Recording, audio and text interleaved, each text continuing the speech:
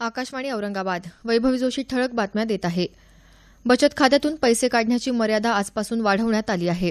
आजपासून बचत खात्यातून आठवड्याला 50,000 रुपयांपर्यंत रक्कम काढता येणार आहे. यापूर्वी ही मर्यादा 24,000 इतकी होती. 13 मार्चपासून बचत खात्यातून पैसे काढण्यावरील सर्व बंधनं मागे घेण्यात येणार आहेत.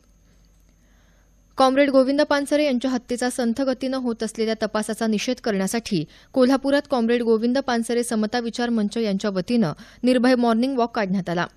ज्येष्ठ विचारवंत डॉक्टर एन.डी. पाटील यांच्यासह अनेक लेखक, कार्यकर्ते तसंच पानसरे कुटुंबीय मॉर्निंग वॉकमध्ये सहभागी झाले होते.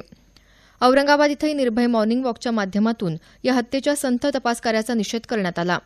डॉक्टर बाबासाहेब आंबेडकर मराठवाडा विद्यापीठ परिसरातून निघालेला हा मोर्चा पाणचक्की घाटी परिसर मार्गे भडकल गेट इथल्या भारतरत्न डॉक्टर बाबासाहेब आंबेडकर यांच्या पुतळ्याला अभिवादन करून सभेत विसर्जित झाला.